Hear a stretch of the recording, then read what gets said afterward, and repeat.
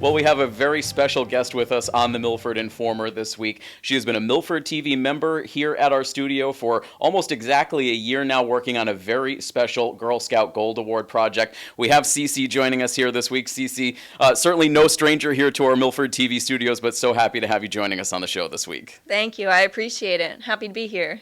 Again, you've been working so hard here at our studio on a very special Gold Award project for Girl Scouts. I want to get into all of the details on your specific project in just a minute. But first, for anybody out there in the community who's not terribly familiar with the Girl Scout Gold Award project, can you just kind of share with us an overview of what a Gold Award project is? Sure. So the Gold Award is a very complex project with a lot of steps in it, but it is the highest national leadership award a Girl Scout can earn.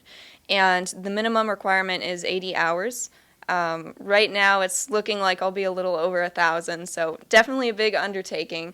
But there are various components to the Gold Award, including filling out a proposal. You come up with an idea, something you're passionate about, something you're interested in. You write that all up in the proposal, and it's presented before the committee. And then the committee looks at it, and they can approve it, or they say, well, it needs a little tweaking. But there are different requirements. So it has to be measurable. You have to see how many people it impacts on a either national or global scale.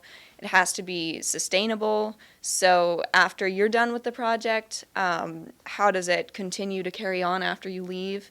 And it also has to have a take action component to it.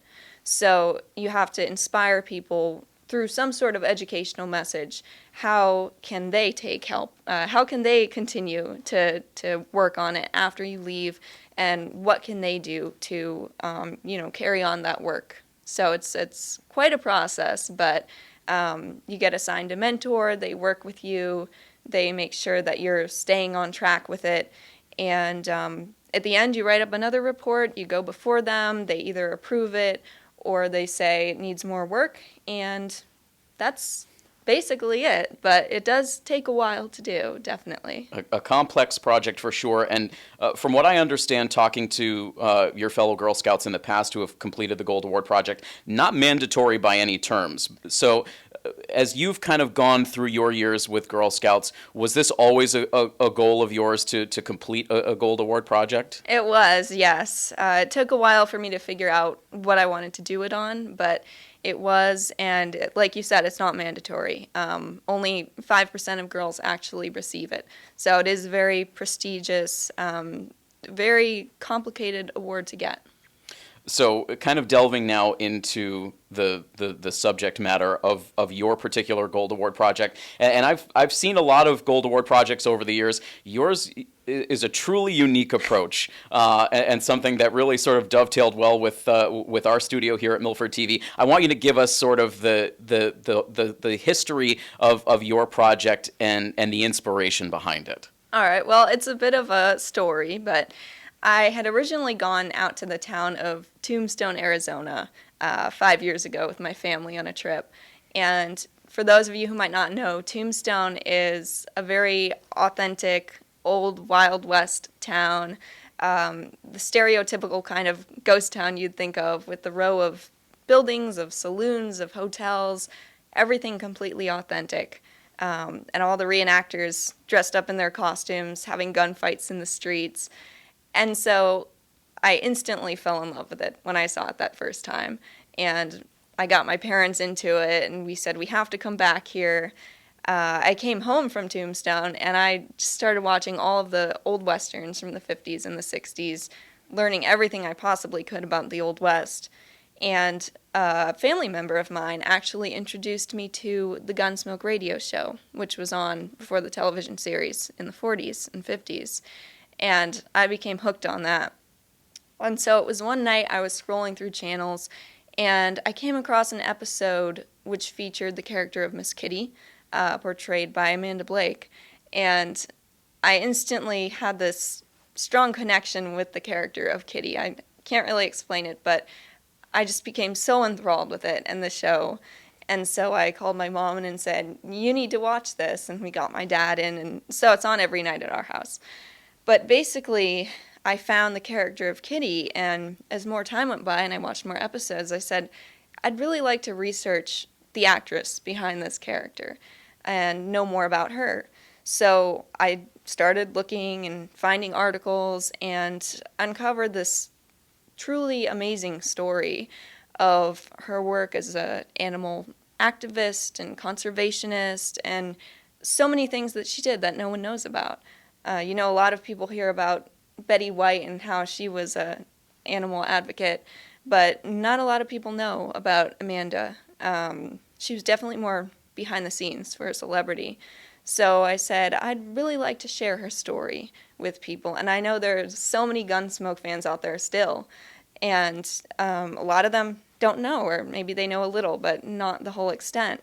So there is a book written on her. So I said, well, what other way can I do it? Maybe not a written work since that's already done.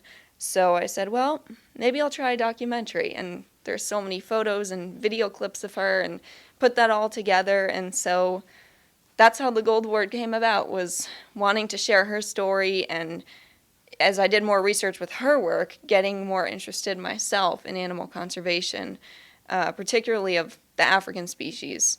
So it's bringing her story and bringing the conservation message into one and combining them to share.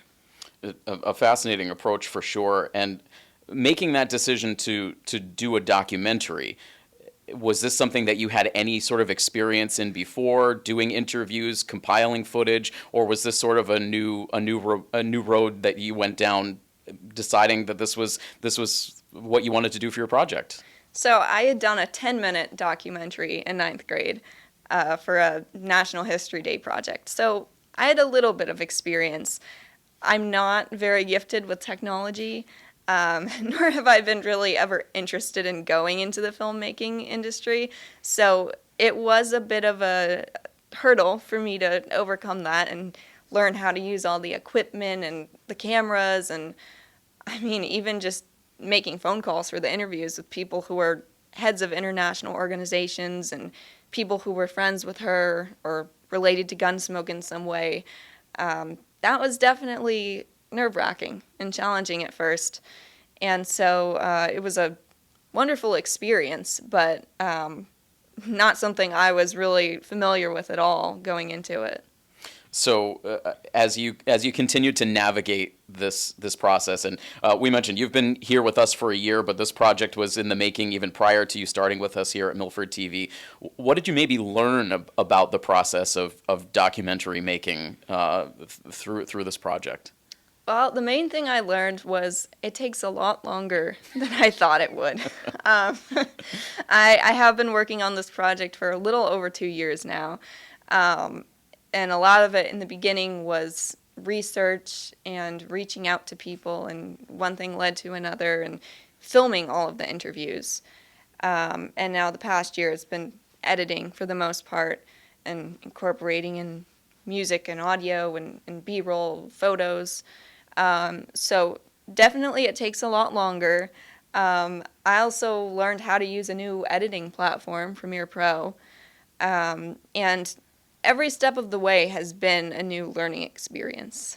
You think one stage is going to take so long, and it takes longer than you thought it would, or it's more complex than you thought it would, but from writing up the script and putting in the photos and saying, okay, what second do we want to, do the transition to move from this photo to the next, and timing it just so, all of that's been an amazing experience. So aside from the documentary itself, are there other components of the Gold Award project? Yes, there are. So there doesn't have to be, as long as it meets the sustainability, measurability. But I've kind of branched off and taken it a step further. And so I have created some physical memorials for Amanda. There are numerous organizations that she helped out during her years as a animal advocate. And so the Phoenix Zoo was a huge one, and I was able to raise the funds to put in a paving stone for her there. And she was also a auxiliary member at the zoo, so I asked the auxiliary ladies and said, can we put her name up on the plaque with the other members? So they did do that in their memorial armada.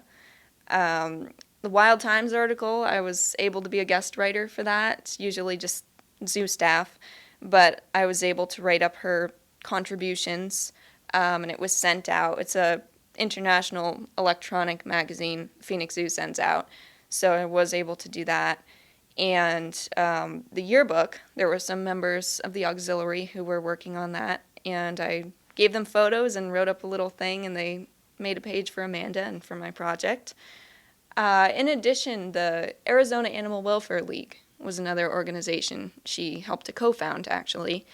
And so I just recently was able to implement and design a plaque, which they put up with a photo and some text of her. So definitely a lot going on, but and also some press releases and radio interview, just getting the word out for people of what she did and what I'm working on. So it's kept me busy.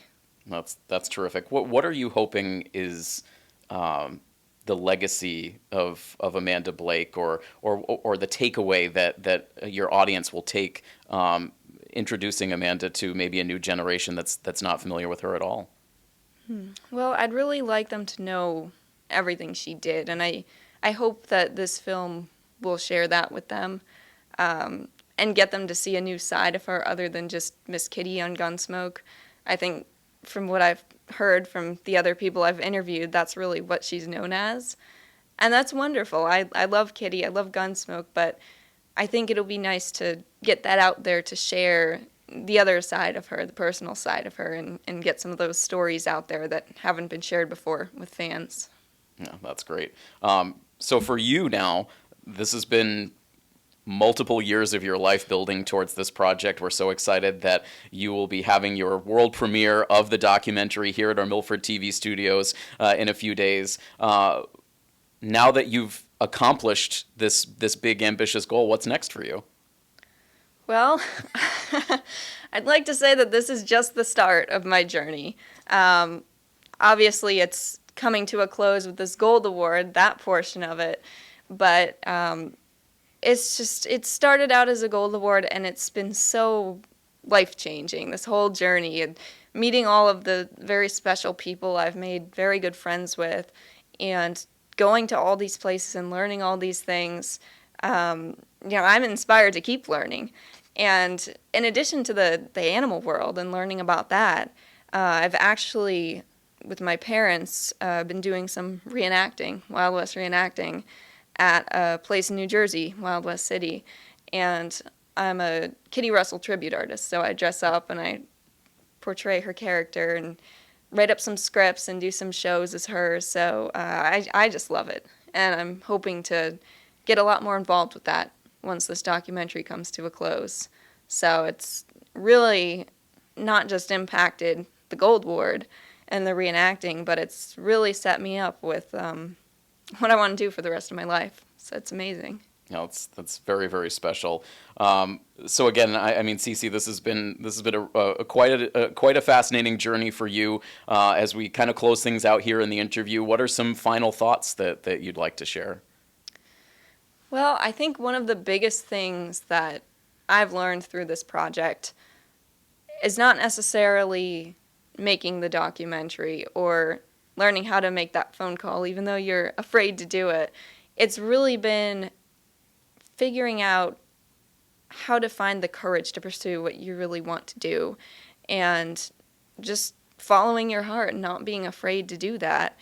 And I know there have been a lot of people who, whether it's been with this documentary or with my future career goals, following the same theme, they might say, oh, that's not going to happen, or there is no Gunsmoke audience, or people aren't going to be interested, or it's not realistic to do that dream that you have.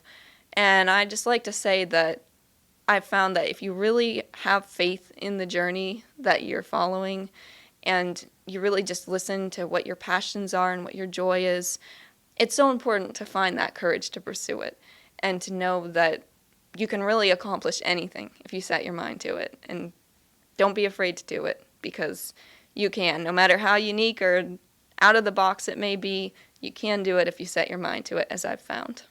Well, I know I can speak for all of us here on our Milford TV staff when I say that we're so proud of the work that you have put in on this project and all that you have accomplished, and really showing that courage to follow that dream. And that's really a great message out there to everyone in the community. If you have those dreams that you have thought about pursuing, this is a great avenue here at Milford TV to explore those dreams, explore those passions. And so we encourage you to come follow in Cee Cee's footsteps, join us here at Milford TV, and start to explore all of the different opportunities that you can pursue here with us. But in terms of Cee Cee, her documentary, again, will make its world premiere here at our studios in just a couple of days, and then we'll also be so excited to share that out for our audiences across all of our platforms. You can view Cee Cee's documentary on our public channel as well as our high definition channel. You can also stream both of those channels on our Milford TV website as well. You can follow the QR codes when you watch Cee Cee's documentary to take you to a brief survey to give some important feedback as part of the Gold Award project as well. But once again, Cee Cee, congratulations on all of your hard work. We're so excited to see the finished project, and we're excited to see where this journey takes you from here. Thank you so much for joining us. Thank you. I appreciate it.